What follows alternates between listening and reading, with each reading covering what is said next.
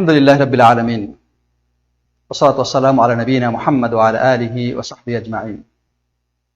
সম্মানিত দর্শক শ্রোতা, আজকে আমি আরাফা দিবস সম্পর্কে কিছু কথা বলবো।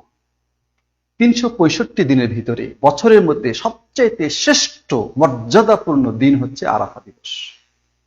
এজন্য এই দিনে যারা হজে থাকে তারা শ্রেষ্ঠ আমলে তারা মশগুল থাকে। এই দিনে আল্লাহ অসংখ্য অগণিত মানুষকে জাহান্নাম থেকে মুক্ত ঘোষণা করেন।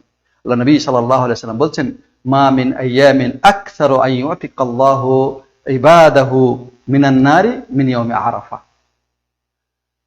যে আরাফা দিবসের চেয়ে এমন কোন দিন বছরের ভিতরে নাই যে আল্লাহ এত মানুষকে জাহান্নাম থেকে মুক্ত ঘোষণা করেন। ওয়া ইন্নাহু লা ইয়াদুনু, তিনি দুনিয়ার আসমানে নেমে আসেন।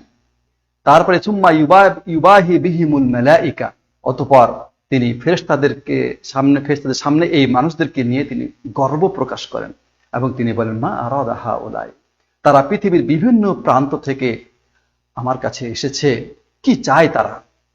এরপর তিনি তাদেরকে ক্ষমা করে দেন। এই জন্যে এই দিন শয়তান সবচেয়ে বেশি লাঞ্ছিত অপমানিত হয়।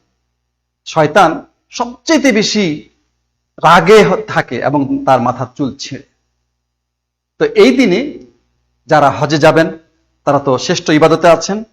এই দিনে যেই দোয়াটা সবচেয়ে বেশি করা উত্তম সেটা হচ্ছে, আল্লাহ নবী সাল্লাল্লাহু আলাইহি ওয়াসাল্লাম বলেছেন, আফদালুদ দুআ কুলতুহু আনা ওয়ান নাবিয়্যুনা মিন ক্বাবলি, সর্বশ্রেষ্ঠ দোয়া এই আরাফাত দিবসে আমি এবং আমার পূর্বের নবীরা যেটি বলেছেন সেটা হচ্ছে, লা ইলাহা ইল্লাল্লাহু ওয়াহদাহু লা শারীকা লাহু লাহুল মুলকু ওয়া লাহুল হামদু ওয়া হুয়া আলা কুল্লি শাইইন কাদির।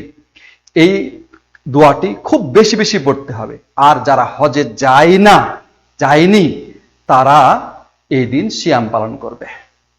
আল্লাহ নবী সাল্লাল্লাহু আলাইহি ওয়াসাল্লাম বলেন, সিয়ামু ইয়াউমি আরাফা ইউকাফফিরুস সানাতাল মাদিয়া ওয়াল আতিয়া।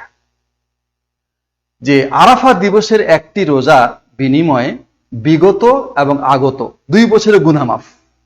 তো এই রোজা হাজীদের জন্য নয়, কারণ আল্লাহ নবী সাল্লাল্লাহু আলাইহি ওয়াসাল্লাম হজের সময় তিনি রোজা না রেখে হজ করেছেন।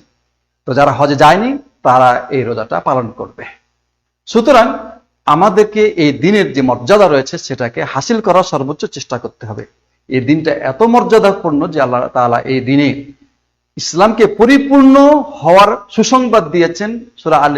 সূরা মায়েদার 3 নম্বর আয়াত নাযিলের মাধ্যমে, আল ইয়াউমা আকমালতু লাকুম দীনাকুম ওয়া আতমামতু আলাইকুম নি'মাতি ওয়া রাদিতু লাকুমুল ইসলাম দীনা। আজ তোমাদের জন্য আমার নিয়ামতকে পূর্ণরূপে দিলাম, তোমাদের দ্বীনকে পূর্ণ করে দিলাম এবং ইসলামকে তোমাদের জন্য মনোনীত নির্ধারণ করলাম।